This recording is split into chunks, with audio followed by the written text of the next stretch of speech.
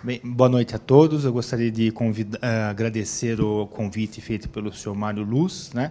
É sempre um prazer a gente falar sobre medicina, porque é uma atividade que a gente realmente tem bastante gosto, paixão por ela, e falar um pouco da saúde do homem, que o homem, às vezes, ele é um pouquinho menos cuidadoso com a sua saúde do que a sua parceira, a mulher. E gostaria também de parabenizar os conselheiros do Cresce, que eu ouvi muito a palavra ética no institucional, né? E é uma coisa que realmente falta em vários segmentos hoje do país, profissionais, representantes públicos, etc. Então, eu fico bastante confortável em saber que existe uma instituição que valoriza a ética na profissão, né? E isso dá uma tranquilidade para nós, cidadãos. Assim como nós, médicos, temos também que atuar na mesma nível de ética para dar segurança também para o paciente, né?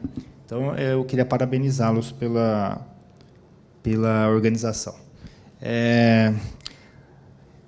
Novembro Azul é o momento que todo mundo fala sobre próstata, né? Só que a próstata ela é uma fração do que o homem precisa se cuidar para ter o quê? Qual que é o objetivo final nosso, né? A gente, infelizmente ou felizmente, a gente envelhece.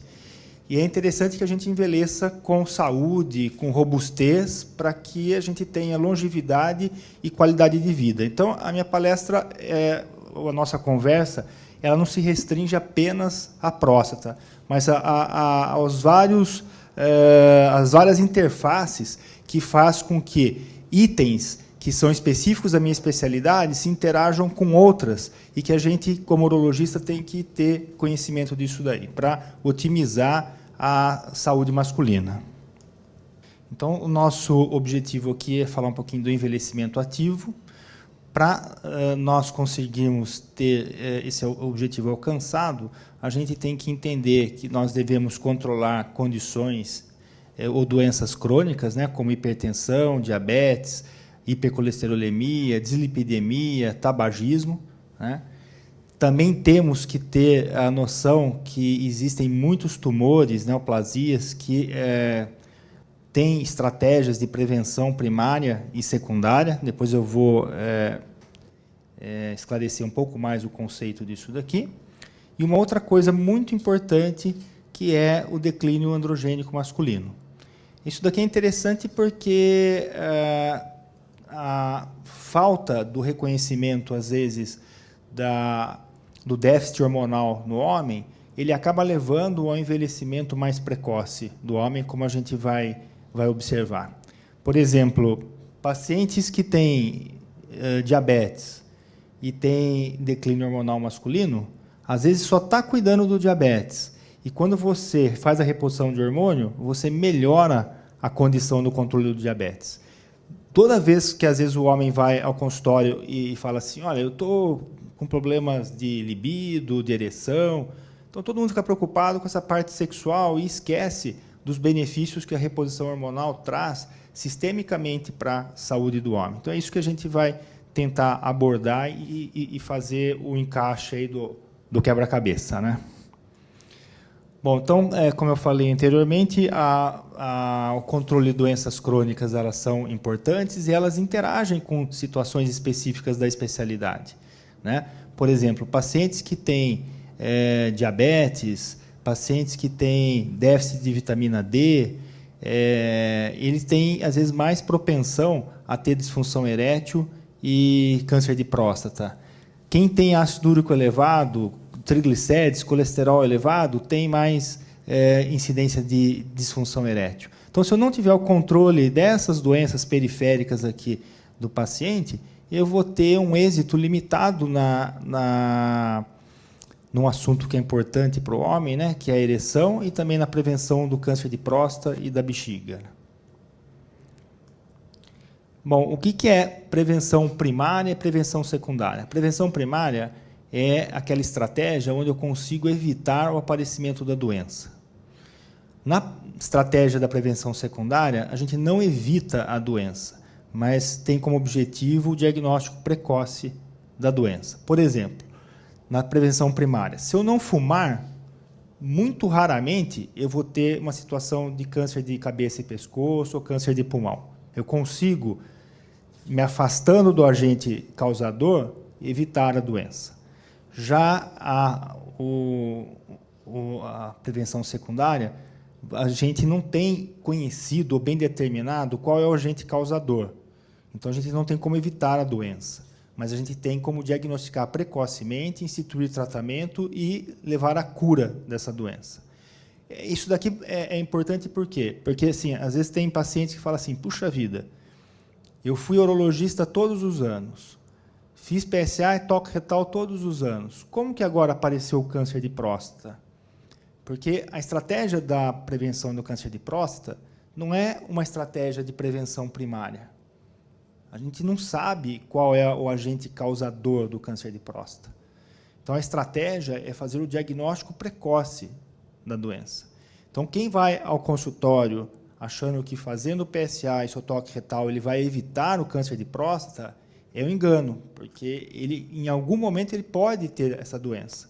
Só que você diagnosticando bem no início, as possibilidades de cura são elevadas e também o tratamento ele é menos agressivo, né? Então, por isso que eu fiz essa diferenciação da prevenção primária, da prevenção secundária. Então, na primeira a gente consegue evitar e nessa daqui não, mas tem como objetivo o diagnóstico precoce. Bem, então, quais são as neoplasias, os tumores que podem atingir o homem e que pode ter prevenção? Então, uma das mais badaladas aqui é o câncer de próstata. Por que o câncer de próstata? Porque tem uma incidência muito alta, né? A incidência do câncer de próstata são 70 casos novos para cada 100 mil habitantes. Então, é uma incidência muito alta para a população. São 70 novos casos todo ano. Aqui em Piracicaba, pelo menos, todo ano você tem pelo menos 70 casos novos, né? É a segunda causa mais frequente de óbito na população masculina dentro dos tumores que acometem o homem, né? Ele briga ali com o câncer de cólon, de intestino. Outras doenças urológicas que podem ser prevenidas é o câncer renal, prevenção secundária, né? O câncer de bexiga urotelial, isso daqui está muito relacionado com o hábito do tabagismo. Por que o tabagismo? Porque a gente fuma, elimina na fumaça mais de 40 toxinas conhecidas, inala, passa para a circulação do sangue através da interface pulmão-circulação. Isso daí depois é filtrado pelo rim e ele fica junto com a urina ali na bexiga por pelo menos 3, 4 horas. Isso daí, de uma maneira contínua, vai agindo nas células da bexiga, acaba modificando a sua programação lá de DNA e acaba aparecendo o câncer de bexiga, que é um dos tumores assim mais agressivos da parte urológica. Só lembrar do ex-governador de São Paulo, Mário Covas, né? Ele foi para fazer uma cirurgia de próstata, porque estava com dificuldade para urinar, e foi diagnosticado um câncer de bexiga. Disso foi retirada a bexiga, construída a bexiga, e mesmo assim a doença não foi controlada. E ele era um tabagista assim, bem forte, né? Câncer de testículos, isso daqui também é uma coisa meio negligenciada pelos médicos, né? Como prevenir câncer de testículo? Ensinando o adolescente e a criança assim, um pouquinho mais crescida a fazer a autopalpação do testículo. Assim como a mulher ela é orientada a fazer a autopalpação da mama, essa faixa etária que acomete câncer de testículo são dos 15 aos 35 anos. Então, muitas vezes eu me pergunto assim, quando que eu devo, os pais, né, principalmente o pai, quando que eu devo trazer meu filho para uma consulta urologista, né? Principalmente quando ele está virando adolescente. E uma dos papéis do urologista, além de orientar a doença sexualmente transmissível nessa faixa, é orientar a pessoa a ter o hábito de fazer a autopalpação, porque ele vai encontrar um nódulo, um carocinho ali no testículo, e isso às vezes é um tumor inicial do testículo. Quando é muito inicial, você pode fazer uma cirurgia parcial. Quando é mais avançado, é uma cirurgia mais radical no testículo. Então, aqui é outro papel do urologista e da prevenção nos tumores. E o câncer intestinal, que apesar de não ser da nossa área, mas a gente recebe periodicamente os homens todos os anos. Ele tem muito contato com o urologista. Então, é função nossa orientar a fazer a prevenção primária, que é o uso da colonoscopia. A colonoscopia realmente é um procedimento que ele promove tanto a prevenção quanto a cura do câncer. Quem faz o protocolo de colonoscopia acaba reduzindo em 75% a chance de ter uma cirurgia mais agressiva no intestino, né? Porque permite diagnóstico de pólipos, a polipectomia, e muitos pólipos eles são lesões já pré-tumorais ou tumorais iniciais.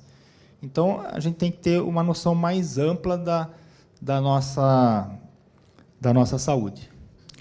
Bom, aqui eu faço uma provocação, né? Porque também é uma pergunta que eu ouço muito dos pacientes, né? Doutor, precisa fazer toque retal mesmo? Tem o PSA, tem o ultrassom, precisa do toque, né?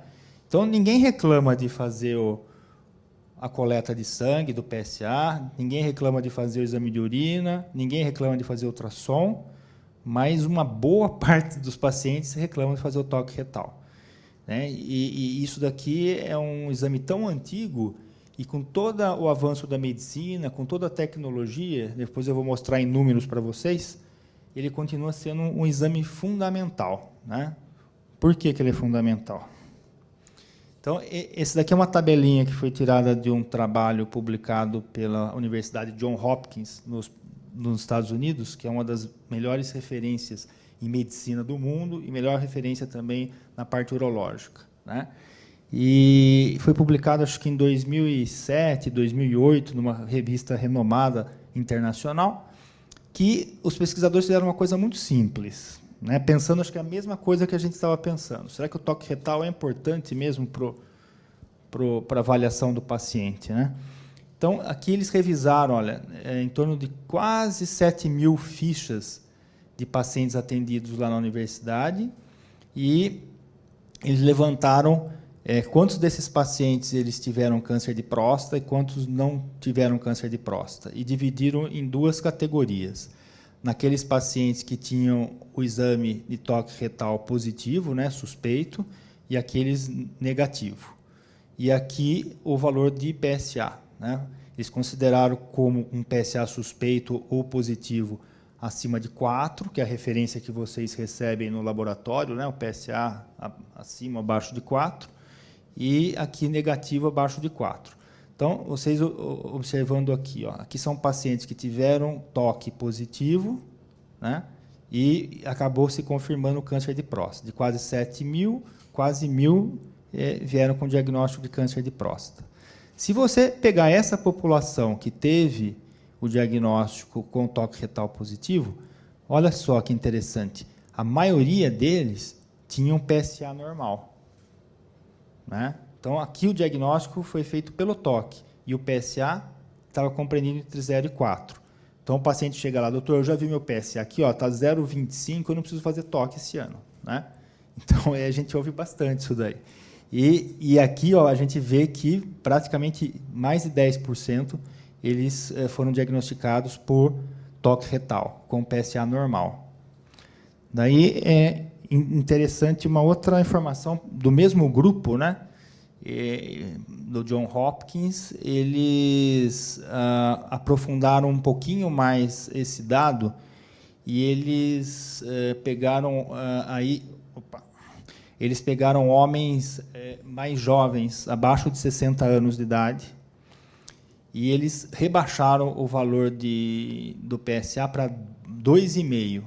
Ou seja, eles pegaram pacientes abaixo de 60 anos, que tinham um PSA abaixo de 2,5, que realizaram cirurgia de prostatectomia radical, né? E o que eles encontraram? Eles encontraram que, apesar do PSA ter sido extremamente baixo, ficou meio ruim aqui a composição de cor, mas nesse perfil de paciente que tinha o toque retal alterado e o PSA extremamente baixo e eram pacientes jovens, eles tinham um achado da anatomia patológica, da análise do tumor, mais agressivos. Então, na realidade, qual que é o significado do toque retal? O toque retal ele é um exame que rastreia tumores mais agressivos. Quando a gente tem a situação de toque retal normal com PSA aumentado, a agressividade desse tumor não é tão intensa quanto você tem o inverso, toque retal alterado com PSA normal. Então, a importância do toque retal é você identificar tumores de próstata mais agressivos. Então, a resposta que eu posso dar para os senhores, se o toque retal é essencial, importante para a avaliação da próstata, infelizmente ainda é. Ainda não existe, apesar de ter vários marcadores novos aí surgindo, ainda não existe um substituto para o toque retal. Bom, então, quando a gente tem uma situação de PSA alterado, ou toque retal alterado, ou os dois alterados, qual que é a rotina nesse caso, né? É esse item aqui, olha, que é chamado de biópsia da próstata. Acho que todo mundo já ouviu falar que alguém fez biópsia de próstata, né? Então, as biópsias de próstata elas são indicadas quando você tem o PSA alterado ou toque alterado. Nem sempre é fácil definir a indicação só pelo PSA. Então, é um exame onde o médico ele introduz um aparelhinho, um probe de ultrassom um pouquinho mais grosso do que o dedo indicador, pelo reto, e o ultrassom ele orienta a entrada da agulha que atravessa a parede do reto, né, que é a parte final nossa do intestino, e remove pelo menos 12 fragmentos da próstata. É assim que é feito o diagnóstico da próstata. Você colhe 12 fragmentos da próstata e manda isso daí para a anatomia patológica. Então, é um exame que ele é um exame agressivo, né? Você introduz isso no reto, fura a parede do reto e tira 12 fragmentos da próstata. O ultrassom ele só tem a função de orientar a introdução da agulha que vai remover o fragmento. Ele não contribui em nada com o diagnóstico do câncer de próstata. Ele não consegue ver, muitas vezes, nenhuma lesão suspeita, nada. Ele só serve para orientar a agulha. Né? Bom, então, a pessoa fez a sua avaliação, fez a sua biópsia, porque teve essa indicação, e ela se encontra numa situação de como tratar esse câncer de próstata. Aqui, a gente classificou o câncer de próstata localizado. O câncer de próstata localizado é quando você tem um tumorzinho restrito aos limites da próstata, que não saiu dos limites da próstata. Antigamente, uma questão de mais ou menos um pouco menos de 10 anos, as opções que o homem tinha são só essas daqui, ó, cirurgia de prostatectomia radical e radioterapia ou bracterapia.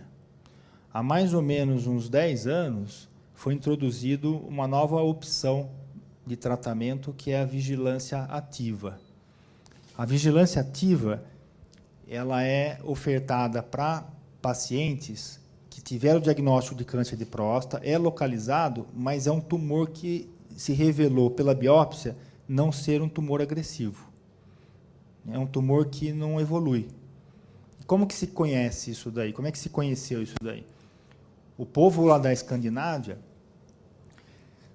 fazia a mesma coisa que a gente faz aqui, PSA, toque alterado, faz biópsia, veio câncer de próstata. Tá. Daí o médico chegava para eles, isso há mais de 15 anos atrás, e oferecia o tratamento disponível para esses pacientes. Mas o paciente, voluntariamente, se recusava a tratamento, se recusou a tratamento. Não vou fazer cirurgia, não vou fazer rádio, não vou tomar remédio, não vou fazer nada.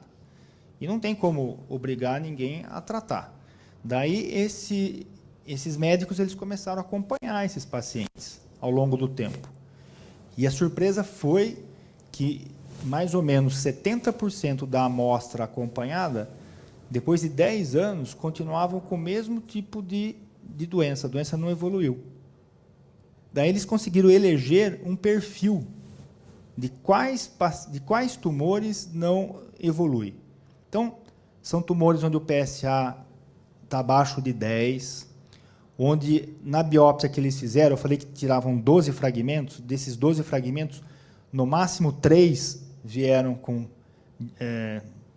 diagnóstico positivo para câncer de próstata, e a extensão na biópsia era uma extensão pequena. Então, às vezes, quando o indivíduo está nessa situação, o urologista tem, né, de maneira ética, hoje, oferecer para esse paciente vigilância ativa. Então, vigilância ativa não é que você abandona, tudo bem, tem esse tumor, acabou, não faço mais nada. Não. Você vai fazer o acompanhamento, uma vez por ano vai repetir a biópsia, e se continuar na mesma situação, o tumor não mudar, esse paciente não precisa mudar ou optar por nenhum tratamento, nem prostatectomia radical, nem rádio. Então, ele vai fazendo esse acompanhamento. É uma vigilância ativa, é uma vigilância que você faz o diagnóstico e continua recertificando as condições a cada ano com uma nova biópsia. Mas por que eu vou deixar de tratar? Porque a doença não vai evoluir. Ela não vai te matar, ela não vai te fazer nada. E, por outro lado, existem alguns efeitos colaterais dessas doenças, desse tratamento, tanto da cirurgia quanto da radioterapia, que pode interferir com a qualidade de vida do paciente. Às vezes o paciente opera, ele fica incontinente. Às vezes ele opera, ele perde a ereção. Às vezes são pacientes jovens, né, compromete a vida sexual desses pacientes. Então, se você está diante de uma situação que o tumor não vai evoluir e que o tratamento pode trazer algum risco para comprometer sua qualidade de vida, não faz sentido você fazer um tratamento para algo que não vai evoluir. Isso daqui foi o que eu estava dizendo para vocês sobre a radioterapia, né? Um trabalho do efeito, né, da bracterapia para a doença de câncer de próstata. Esse daqui é um grande estudioso de câncer de próstata, talvez um que acumule mais conhecimento. E eles colocam aqui, que a bracterapia é um bom método, né, deixa livre de doença em 84%, né, dos pacientes, em relação à série comparada com a prostatectomia radical, né, que foi em torno de 79% nos primeiros 7 anos. Depois, a prostatectomia radical acaba sendo mais eficaz. Para câncer de próstata, o que eu deixaria de mensagem? O toque retal é importante, a doença localizada pela prevenção secundária é altamente curável, o índice de cura desses pacientes gira em torno de 80%, casuísticas seguindo o paciente por mais de 15, 20 anos, 80% de cura com a cirurgia. A radioterapia ele é um bom tratamento, só que a eficácia dela dura em torno de mais ou menos 7, 8 anos. 2 grandes serviços americanos fizeram um estudo comparando. Eles pegavam pacientes de mesma situação da doença e sorteavam quem ia fazer rádio, quem ia fazer cirurgia. O Memorial Sloan Kettering de Nova York fazia cirurgia e uma universidade da Califórnia fazia radioterapia, porque era a escola que defendia a radioterapia. E depois de 10 anos de acompanhamento, eles construíram esses dados aí, que a cirurgia continua eficaz e que a radioterapia tem um índice alto de recidiva, né?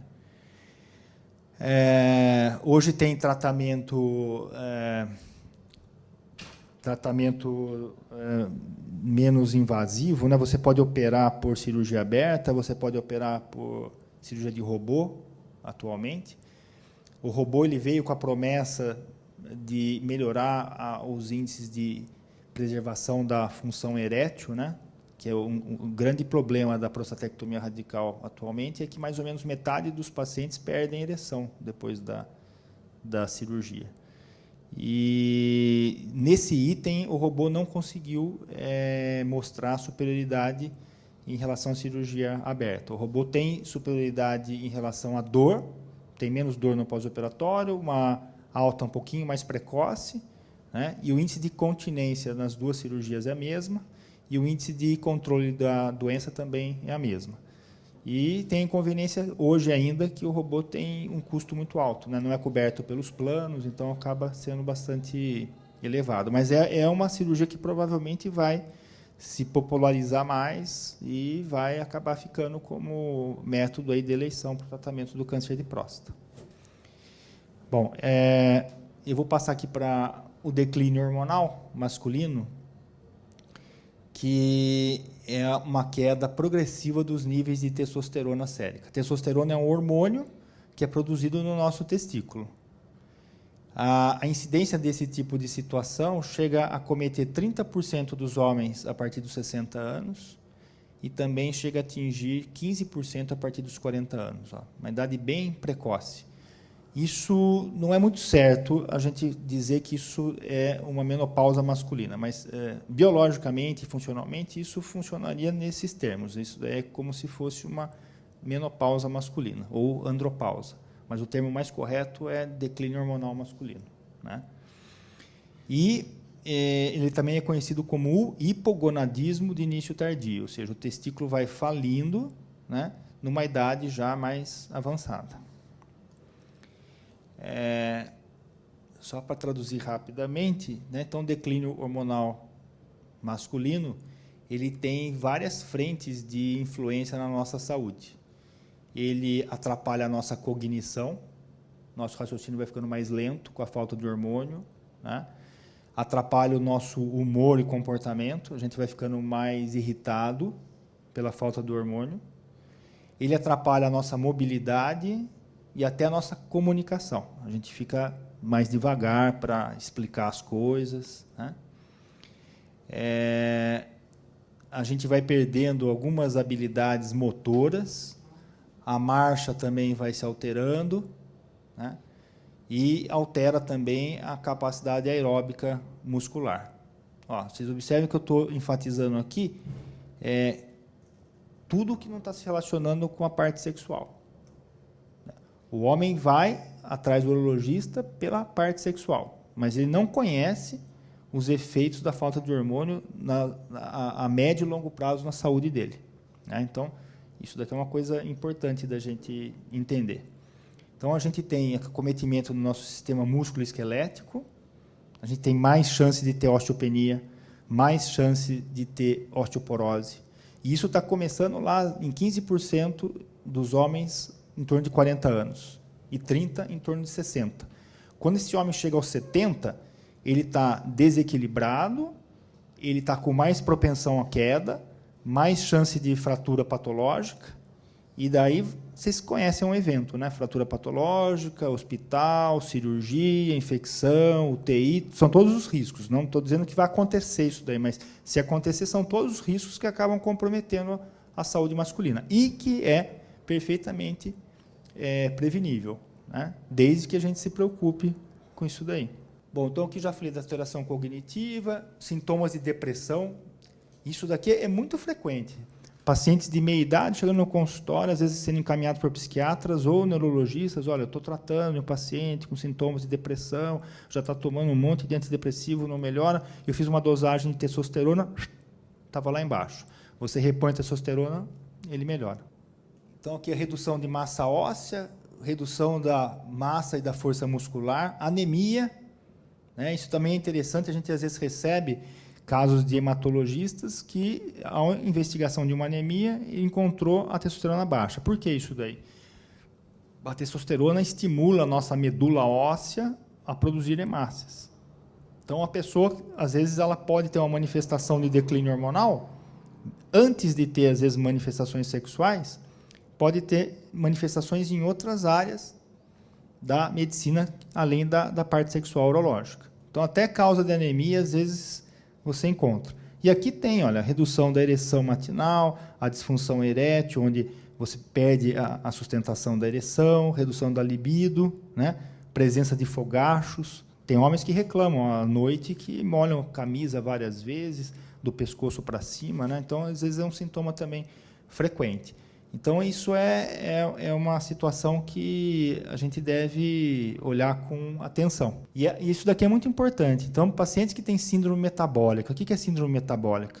Síndrome metabólica são pacientes que são pré-diabéticos ou diabéticos, associados, às vezes, à ferritina elevada, associados a uma esteatose hepática, que é o acúmulo de gordura no fígado, né? A gente vê bastante isso daí nos ultrassons, né? Você faz ultrassom lá, esteatose leve, esteatose moderada, né? Isso daqui é um reflexo da síndrome metabólica. Geralmente está associado ao metabolismo do açúcar, né, e do triglicérides, acaba fazendo com que o fígado inflame. A esteatose ela inflama, e essa inflamação ela acaba gerando alterações na testosterona. E daí vai reforçando todas aquelas alterações sistêmicas que a testosterona produz. Outra coisa que eu vejo assim na minha prática clínica, que é muito negligenciada às vezes por nós médicos e às vezes é pouco apontada pelo paciente, é uma situação da apneia obstrutiva do sono, né? A apneia obstrutiva do sono é uma situação onde ocorre uma oclusão da glote durante o sono e a pessoa fica pelo menos 30 segundos sem respirar. Isso daí faz com que a taxa de oxigênio no nosso sangue abaixe e acabe perturbando a produção de uma série de hormônios que regulam toda essa parte metabólica, inclusive a produção da testosterona. E você tratando a apneia obstrutiva do sono, você melhora a eficiência da insulina, você controla melhor o diabetes, você melhora a produção de testosterona, você diminui a incidência de esteatose hepática, você diminui a chance de ter morte súbita, você diminui a chance de ter doença cardiovascular, né? E isso, muitas vezes, o paciente não consegue contar para a gente, ele está dormindo. Mas daí, quando a esposa vai na consulta e fala, ele ronca. Entendeu? Ele ronca muito. Daí, quando ele fala isso, daí você tem que ficar atento, e você está diante da testosterona baixa, aqui, repondo, diante do diabetes, da síndrome metabólica, você fala assim, puxa, esse cara pode ter apneia do sono. Né? Daí, investigar isso daí. Então, o tratamento do declínio hormonal, a gente deve corrigir as condições discutidas, né? Resistência à insulina, tratar, às vezes, essas condições de pré-diabetes ou diabetes, corrigir ferritina, apneia do sono, esteatose hepática. Às vezes, você corrigindo as condições básicas, favorece o tratamento, a regularização da testosterona sem usar medicamento. Tá? Atividade física aeróbica ajuda muito também a estimular a produção de testosterona. E quanto que seria de atividade física mínima? A gente deveria ter pelo menos 3 dias na semana, caminhadas que durassem 40, 50 minutos. Dieta hipocalórica, né, que é aquela dieta que não faz a gente ganhar peso, né, ou se a gente está com sobrepeso, obesidade, tentar a estratégia de perda de peso. Bom, feito aquela higiene inicial, daí, se não foi suficiente, daí tem a utilização de repositores hormonais, que existe no mercado repositores tópicos, na forma de um creme, que você passa na pele, ou na forma de um desodorante. Tem os injetáveis, que são as injeções, né? Isso precisa de um acompanhamento rigoroso, quer com urologista ou quer com endocrinologista, né? E faz parte desse controle a atenção com PSA, com toque retal e com hemograma.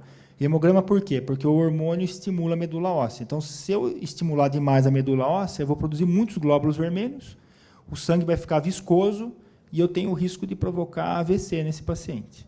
Né? Então, por isso que tem que tomar cuidado com a reposição desenfreada, ou desmedida ou não controlada, né?